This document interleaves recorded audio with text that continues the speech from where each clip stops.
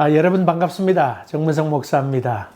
귀한 성의를 맞습니다. 하나님의 은혜가 여러분과 가정에 충만하기를 주의 이름으로 간절히 기원합니다.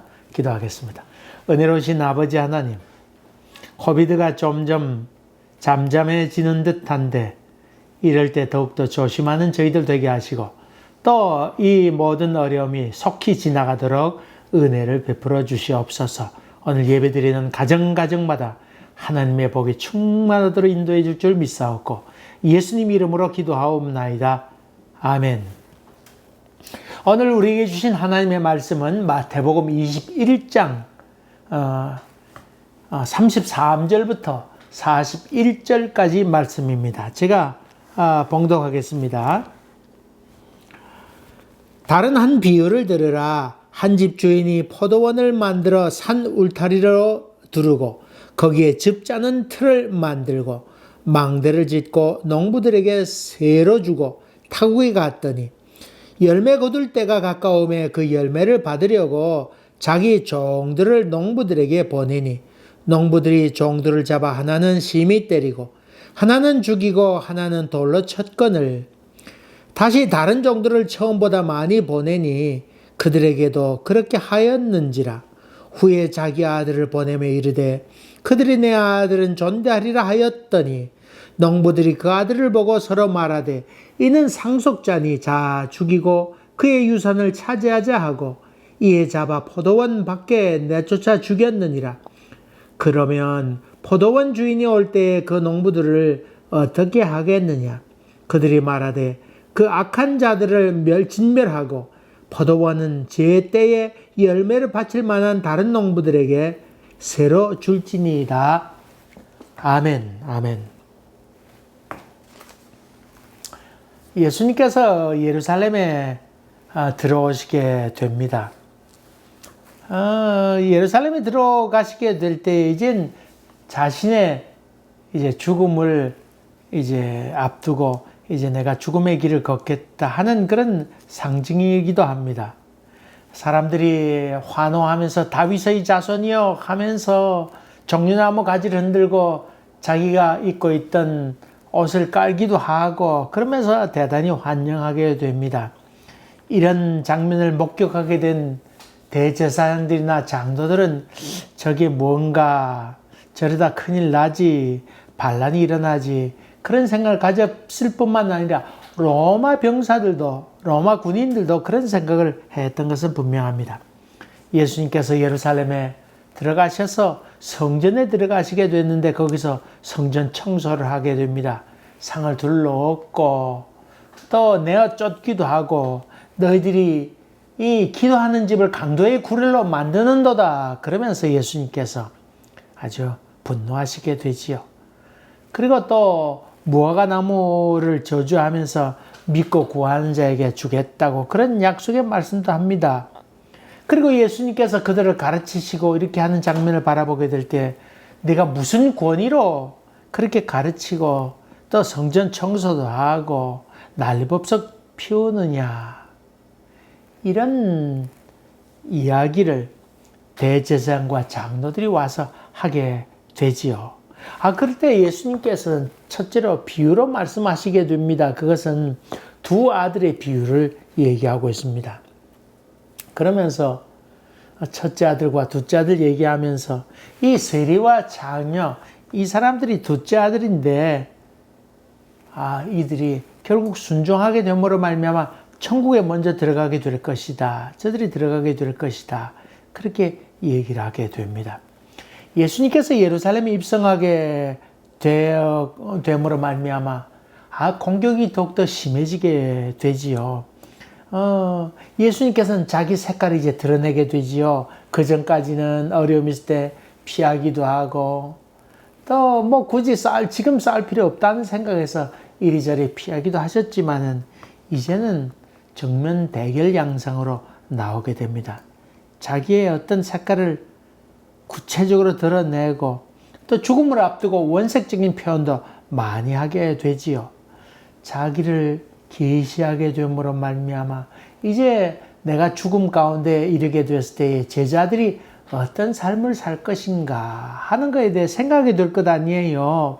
그러니까 제자들에게나 아니면 다른 사람에게 내가 어떤 존재라고 하는 것을 예수님께서 드러내려고 하는 그런 장면입니다. 그래서 그들에게는 강렬한 인상이 필요한 것이지요. 또 예수님께서 그냥 죽는 것 아니고 나는 이래서 죽는다고 하는 것을 명쾌히 얘기하게 해야 되었기 때문에 아주 원색적이고 자극적인 그런 비유를 점점 하게 됩니다. 그러면서 하나님은 다른 사람과 그렇지 못한 사람을 비교해서, 여러분 비교하는 게 그렇게 좋은 것 아니잖아요. 이 사람은 이런 형편이 있고 저 사람 저런 형편이 있는데 여기에 대해서 예수님께서는 강력하게 자극적으로 비교하면서 이제 예수님께서 자기 계시를 하게 되는 것이죠. 두 아들의 비유에 대해서 첫째 아들은 순종하는 것 같았지만은 불순종했다. 그리고 둘째 아들은 불순종하는 것 같지만 사실 순종했다. 그것을 얘기하게 되고, 이어서 오늘 본문의 말씀은 더욱 자극적인 비유를 지금 예수님께서 하고 있습니다.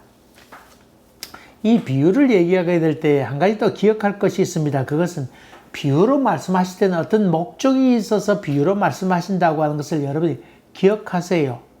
그래서 이 비유를 아무 때나 그냥 시도 때도 없이 여기저기에 적용하는 것은 올바른 것 아닙니다. 이런 상황에서 이런 비유를 해야 된다, 그런 말이지요. 그러니까 아주 상황을 면밀히 보고 거기에 맞는 비유인지를 얘기하면서 그것을 풀어 해석해야 되지. 그렇지 않을 땐 문제가 되지요. 그래서 이 비유라고 하는 것은 할 수만 있거든 그 분명한 의도와 목적을 분명히 설명하는 것이 필요한 일이지요. 그래서 오히려 이 해석하는데 넘쳐서도 안 되고 부족해도 안 되니까 아주 조심스럽게 이 비유를 해석해야 된다고 하는 것입니다. 여러분 다 자기 좋을 대로 해석하잖아요. 그것이 문제입니다. 근본적으로 이 상황이 어떤 상황인가 하는 분명한 해석이 필요하다고 하는 것입니다. 예수님께서 그 두 아들 비유를 얘기하면서 너희들이 영혼 없다고 생각하는, 너희들이 비웃는 그 사람들, 세리와 장녀들, 이 사람들이 천국에 들어갈 것이라는 이야기를 여기서 이야기하게 되지요. 아주 파격적이고 도발적이고 충격적인 이야기라 아니할 수 없습니다. 저들은 세리와 장녀에 대해서는 영혼을 팔아먹은 존재들이니까 저들은 도무지 구원받을 게 없다, 그런 생각을 하고 있었는데, 이런 사람들이 오히려 천국에 간다고 하는 얘기는 매우 충격적인 이야기입니다. 그리고 이런 말씀을 하신 이후에 예수님께서는 두 번째 제2탄을 발사하게 됩니다. 그들이라고 하는 것은 바로 제 대제사장과 장로들 아니겠습니까? 소위 자기 나름대로는 천국에 먼저 들어간다고 생각하는 사람 아니었겠습니까? 이 사람들을 향해서 당신들이 장녀나 세리보다도 나은 것이 무엇이냐? 야, 너희들이 창피한 줄 알아야지. 그런 의도로 예수님께서는 두 아들의 비유를 말씀하셨는데, 여기에 대해서 이들의 반응이 좀 남 얘기하는 듯이 아마 저들이 받아들였던 것 같습니다. 무슨 얘기하나 말귀를 못 알아들었든지, 이런 충격요법을 썼음에도 불구하고 저들이 알아듣지 못하게 되는 것에 대해서 예수님께서는 좀 분노하신 것 같습니다. 이렇게 비유로 이렇게 꼬집어서 얘기해도 저들이 알아듣지 못한가. 비유로 얘기하시고는, 그리고 그 비유에 나오는 사람이 바로 세리와 장녀들이라 하는 이야기를 꼭 꼬집어서 얘기했음에도 불구하고 말귀를 못 알아듣는 저들을 향해서 야, 인간들아, 창피한 줄 알아라, 이렇게 지금 예수님께서 이야기하시면서 포도원 농부의 비유를 지금 또 이어가고 있습니다. 거기에 아주 첫머리에 또 한 비유를 들으라, 또 한 비유를 들으라, 이 말은 야, 하나 더 들어라 너희들이, 이런 말이지요. 예수님께서 소위 작심 발언을 했다고 하는 것을 볼 수 있습니다. 한 주인이 있었는데 포도원을 만들었다. 산 울타리를 이렇게 만들고 또 포도나무도 심었다 그런 말이겠죠. 즙틀도 만들어 놓고 망대도 다 만들어 놓았다. 그리고는 농부를 불러다가 그들에게 세를 주었다. 소작농이죠. 그 당시 있던 그 상황이었습니다. 많이들 있었습니다. 그리고는 이 주인이 먼 곳으로 떠났다. 그리고는 열매를 거둘 때가 되어서 가까이 와서 그러니까 한 2, 3년 여행을 한 2, 3년 떠나 있었다. 그런 말이지요. 포도를 심었는데 당장 열매 맺는 것 아니잖아요. 그래서 한 2, 3년 정도 있다가 오게 되었다. 그리고는 열매를 거두어서 받으려고 종들을 보내서 열매값을 받도록 하였다. 근데 이 농부들이 한 짓거리들이 뭐냐면 아마 세 종을 보냈는데 하나는 심히 때려가지고는 아주 기운 못 쓸 정도로 그렇게 한 것 같고 또 하나는 죽이고 또 하나는 돌로 쳤다. 돌로 쳤다고 하는 것도 죽였다고 하는 말이지요. 이것을 들은 주인은 다시금 종들을 보내게 되었는데 그보다 더 많은 종들을 보내게 되었다. 그런데 농부들이 예전과 똑같이 대하게 되었다. 주인이 이제는 자기 아들을 보내게 됩니다. 내 아들을 보내게 되면 설마 이들이 존대하지 않을까? 내 아들은 나의 분신이니까 내 말처럼 여기고 저들이 받아들이겠다. 아마 잘 듣겠지. 이런 생각에서 보내게 되는데 이 농부들은 상속자가 왔다. 그리고 유산을 차지하자. 다시 말하면 탐욕, 지나친 욕심 이런 것으로 자기들의 생각을 관철하고자 해서 결국은 그 아들을 포도원 밖으로 끌어내어서 그 주인의 아들을 죽게 했습니다. 이런 참 얼마나 이 큰 엄청난 사건 저들이 농부가 계획적으로 이 죄라고 하는 것은 그 계획적인 것이지요. 농부가 유산을 차지하자. 상속자가 와서 유산을 차지하자. 지난번에 말씀드린 것 창세기 성경부 계속하고 있습니다만 아담과 이브가 지었던 죄도 고의적이고 계획적인 죄라고 그랬고 또 가인과 아벨, 가인이 돌로 쳐 죽였던 그 동생을 돌로 쳐 죽였던 것도 매우 계획적이고 바벨탑 사건도 마찬가지 인간의 죄라고 하는 것은 대단히 계획적이고 고의적이었다고 하는 말씀을 들었습니다. 어쩌다가 죄를 지었다고 하는 것이 아닙니다. 이 농부도 그러했습니다. 유산을 차지하자고 하는 생각에서 종들도 죽이고 그 주인의 아들마저도 죽이게 됩니다. 이럴 때 예수님께서 다시금 한번 다른 질문을 또 합니다. 포도원 주인이 올 때에 그 농부들을 어떻게 하겠느냐. 그러니까 주인이 이제 결산을 보려고 종을 보내고 아들을 보냈는데 저들이 그렇게 하지 아니하고 오는 사람들마다 다 죽여버리게 될 때에 어떻게 하겠느냐. 주인이 왔을 때 어떻게 하겠느냐. 그때 그 대제사장들과 장로들이 얘기합니다. 저들을 진멸할 것입니다. 야, 너희들이 한번 생각해봐라. 너희들 같으면 어떡하겠냐. 당연히 죽이지요. 그리고는 제때 열매에 세를 바칠 만한 농부들을 다시금 모아서 그들을 일시킬 것입니다. 그런 얘기를 하게 되지요. 오늘 이야기는 이렇게 해서 이걸로 일단락을 짓게 됩니다. 여러분, 이스라엘 상징 첫째는 물고기라고 했습니다. 물고기는 아르마이나치요. 다시 말하면 이스라엘이라고 하는 것은 물고기와 같아서 아르마이나서 온 세상에 종족을 많이 뿌리게 될 것이다. 번성하게 될 것이다. 창대케 될 것이다. 그런 의미에서 물고기를 상징물로 일으키고 그 다음에 여러분 신약에 예수님께서 물고기 2마리와 떡 5개로 이적을 베풀었다고 하는 것도 그런 의미지요. 그런 의미입니다. 그 다음에 그 이스라엘 상징에서 포도나무입니다. 포도나무, 포도 열매 맺잖아요. 포도를 심었으면 주렁주렁 열매를 많이 맺게 한다고 하는 그런 의미고, 또 포도주를 통해서 달콤한 열매를 선사하지요. 그 다음에 포도주를, 고통 가운데 있을 때 포도주 주고 저들에게 즐거움을 더해 주지요. 무엇보다 포도나무는 다른 나무가 다 가뭄으로 시들어진다 할지라도 이 포도나무 뿌리가 너무 깊어서 다른 거 다 가뭄에 죽는다 할지라도 포도나무는 죽지 아니할 것이다. 그런 의미로 이 포도나무를 상징물로 생각하고 있습니다. 여기서 첫째로 중요한 얘기는 주인이 모든 것을 잘 준비해 주셨다고 하는 것을 여기서 얘기하고 있습니다. 다시 말하면 이 주인은 선한 주인이다. 그것을 얘기하고 있습니다.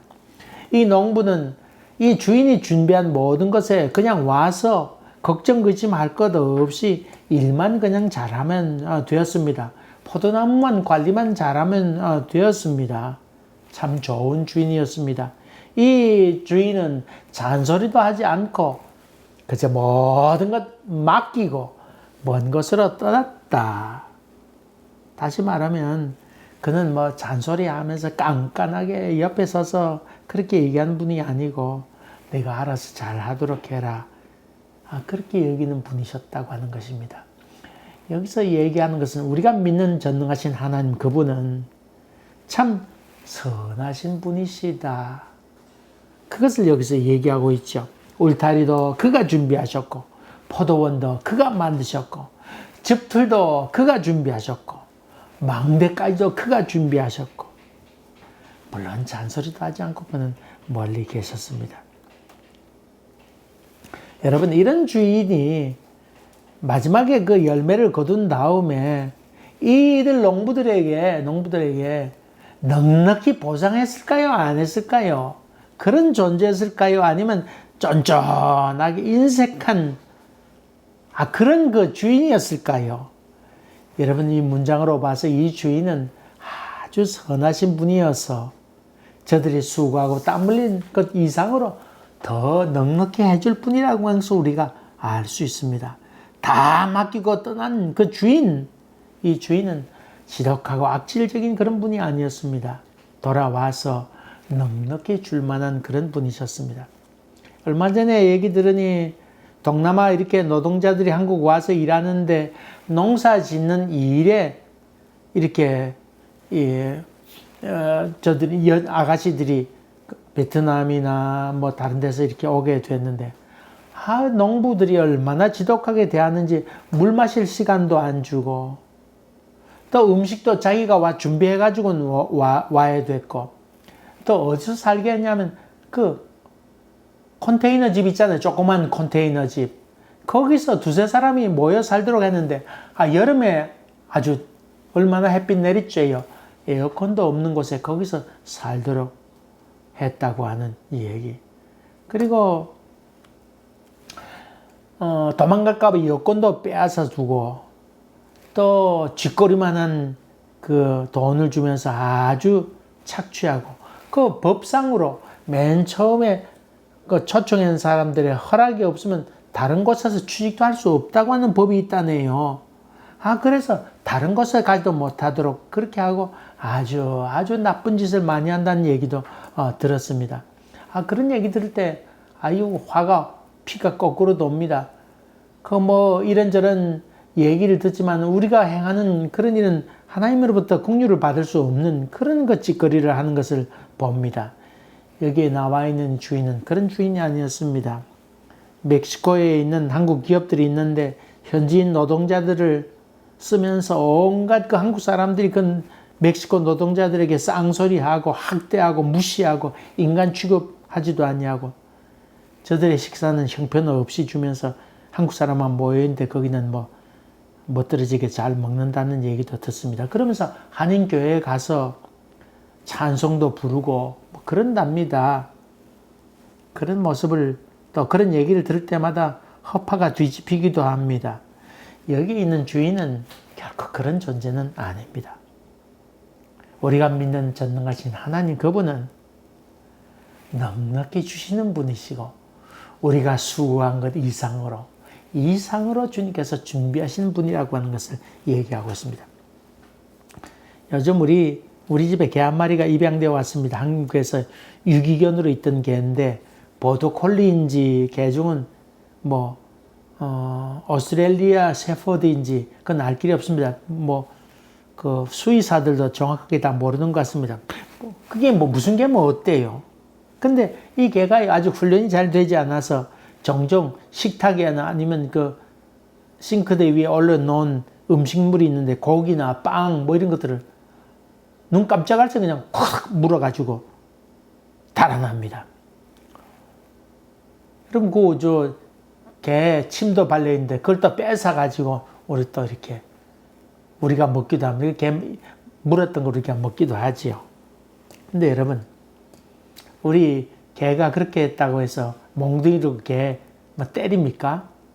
자식이 말이야 이게 그러면서 막 마구 패줍니까? 여러분, 그래도 개가 얼마나 이쁜지 모릅니다. 개가 이뻐요.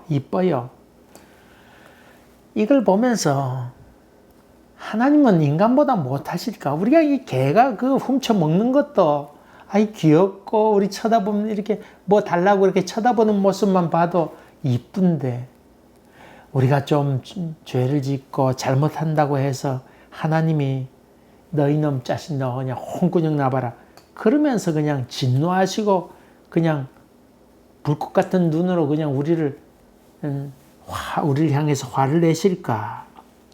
우리의 실수, 연약함, 부족함 이런 것들을 아시고 주님은 용납하시는 분이다. 우리 인간보다도 주님의 마음은 더 사랑이 넘치고 우리를 향하여 야 내가 너를 사랑한다 그런 분 아닙니까? 그런 분이면 우리가 마음가에 새겨야 됩니다.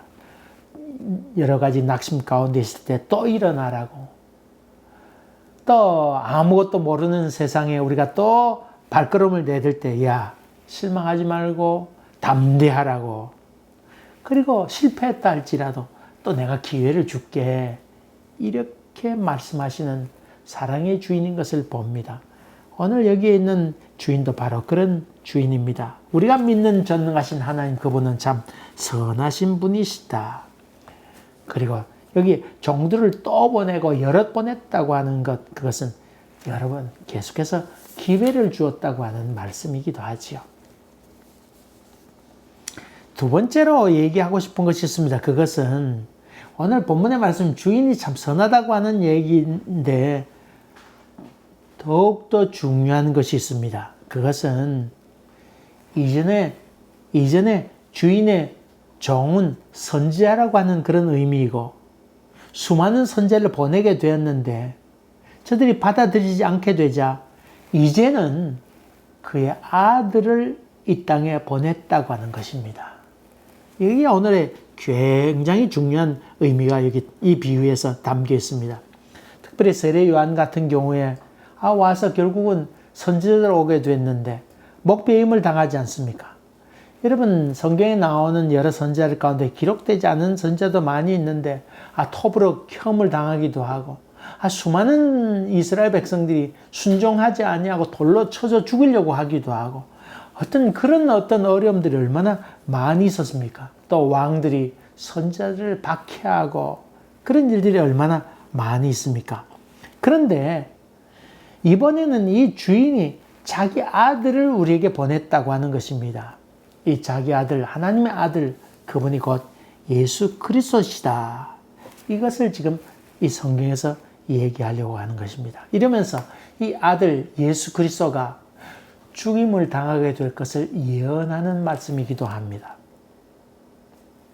하나님의 뜻을 전하고자 선지자를 자꾸 보냅니다마는 그들이 도무지 받아들이지 않고 박해하고 학대하고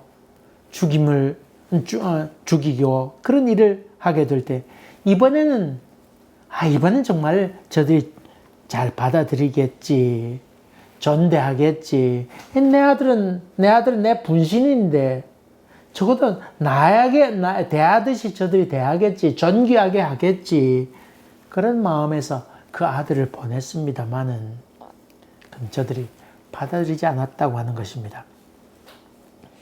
여러분 예수에 대해서 어떻게 생각하십니까? 여러분 예수님께서 귀한 한 스승이라고 하는 데에서 이 일을 다는 사람은 없을 것입니다. 모든 교육의 모델이 예수 그리스도 아닙니까? 공자도 참 훌륭한 인격자요. 또 맹자도 아주 교육자 아닙니까? 이런 그 맹자, 공자, 이런 그 훌륭한 스승인데 예수도 그 가운데 하나라고 한 것에 대해서 이 일을 달 사람은 없습니다. 한 단계 또 넘어서서 하나님께서 보낸 선지자라고 하는 것에 대해서 이 일을 다는 사람 또 없습니다. 여러분이 잘 아는 그 이슬람의 쿠란에는 예수 그리스도를 참 예언자, 선지자다 그렇게 기록했고 유대교인들도 예수 그리스도는 선지자라고 그렇게 저들은 인정합니다. 근데 오늘 성경에서 얘기하려고 하는 것은 위대한 스승, 또 위대한 선지자, 여기에 그치지 아니하고 한 걸음 더 나아가서 그분이 참 하나님의 아들이다. 이것을 지금 얘기하려고 하는 것입니다. 너희들이 이것을 믿느냐? 예수 그리스도는 하나님을 우리 아버지, 성경에 보면 아버지라고 하는 아바라고 하는 말, 아빠라는 말인데 자기 아버지를 아빠다 이렇게 얘기했습니다. 이렇게 자기 아버지를 아바 이렇게 얘기하니까 그 이스라엘 사람들 또 여러 사람들이 저놈이 미쳤구나. 하나님을 자기 아버지라고 자기 아빠라고 그런다. 저는 미쳤구나. 이렇게 생각해서 예수를 참남죄로 죽이게 되는 것이지요. 여러분 하나님을 아빠라 그렇게 부르면 어때요? 다른 친구들이 와서 저보고 우리 첫째 아들 친구들이 와서 저에게 아빠 그러면 제가 뭐라 그럴까요? 아버님 그럼 뭐 되겠습니다만 아빠 그러면 저놈이 미쳤나 이렇게 할 거 아니에요. 나보고 아빠라 그런다 그렇게 생각할 거 아니에요. 다시 말하면 예수께서 이 땅에 오셔서 하나님을 향해서 아빠라 그렇게 불렀다 그 말이죠. 그 말은 둘 중에 하나입니다. 예수가 미쳤거나 아니면 정말 하나님의 아들이거나 둘 중에 하나라고 하는 것입니다. 우리가 성경을 통해서 알 것은 그가 스승이고 선지자고 무신론자도 예수가 스승인 것을 알고 선지자인 것을 압니다만은 그러나 성경을 통해서 그리고 예수님의 제자들에게 예수님께서 무엇인가 너희는 나를 누구라 하느냐 그런 질문하셨던 의도가 뭐냐 하면 스승이나 선지자 그것을 넘어서서 그건 누구나 다 안다. 그것을 넘어서서 그가 성인인 것도 다 안다. 그러나 한 걸음 더 나아가서 그는 진실로 하나님의 아들이었도다. 이 고백을 예수님께서는 듣기를 원하신다고 하는 것입니다. 내 이름으로 무엇을 구하든지 너희가 받으리라. 미쳤나 그 사람이? 다시 말하면 예수가 하나님의 아들이심을 믿음으로 고백하게 될 때에 그 이름으로 구할 때 응답받는다고 하는 것, 그것이 이해가 되는 것, 그것이 곧 신앙의 세계라 볼 수 있습니다. 만약에 그가 하나님의 아들이 아닌데 하나님의 아들이라고 했다면 그건 거짓말쟁이고 사기꾼이고 미친놈이고 전 인류의 거짓말쟁이가 되는 것이지요. 만일 그가 진정으로 하나님의 아들인데 우리가 만약 믿지 않는다고 하면 우리는 농부와 같은 존재다. 하나님의 아들을 무시하고 죽이는 사람과도 같다. 우리는 농부와 같다. 그런 말이죠. 중요한 것은 그를 하나님의 아들로 인정하고 그를 존귀 여기고 그의 길을 따르는 것, 그의 말씀에 기꺼이 순종해 가는 것. 그냥 좋은 사람, 훌륭한 스승, 선지자가 아니고 하나님의 존귀한 자로 인정하는 것. 이것을 우리는 은혜라고 이야기합니다. 성경의 요한복음에 이것을 기록한 것은 예수 그리스도가 하나님의 아들이심을 믿게 하려 하심이라. 성경을 읽으면서 우리가 발견해야 될 것은 예수님께서 참 선하게 살았구나, 착하구나 하는 이야기가 아니고 하나님의 아들이시구나. 이 고백, 하나님 앞에 무릎을 꿇으면서 예수님은 참으로 하나님의 아들이십니다 라고 고백하는 것, 거기까지 나아가기를 주님은 원한다고 하는 것입니다. 한 가지만 더 합시다. 마지막 주인이 올 때가 있다. 계산할 때가 있다. 그 말이죠. 심판할 때가 있다. 우리가 제대로 살았는지, 제대로 했는지 안 했는지 그분이 보낼 때가 있다. 이 말은 지금 이것이 끝이 아니라고 하는 말입니다. 여러분, 여기 노래 가사가 있는데 제가 불러드릴게요. 무슨 노래인지 한번 맞춰보세요. 내 인생은 단지 무언가를 위한 준비인가? 준비하고 혹 다가올 언젠가를 위한 연습인가? 연습하고 연습하다. 저물어 가는 것은 설마 아니겠지. 준비하고 준비하다. 그렇게 끝나버리는 건 아니겠지. 이런 노래가 있습니다. 그 뒤에 뭐 쭉 이렇게 나오는데, 제가 따라하지는 못해요. 어쨌든 그 가사를 들으면서, 몇 가지를 생각했습니다. 참, 이 제목 아세요? 맞습니다. 이적이라는 가수가 부른 준비라는 제목입니다. 취업 준비생 생각하면서 또 그리고 자기 인생을 한번 되돌아보면서 우리 인생이 뭔가 이렇게 준비하다가 끝나버린다면 이게 무엇인가? 이게 취업 준비생들이 몇 년 동안 준비했다가 그렇게 끝나버린다면 무엇일까?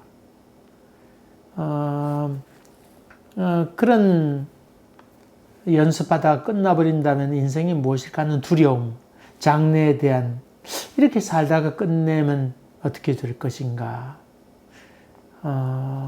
그런 걱정에 가사를 쓰게 됐다는 얘기를 들었습니다.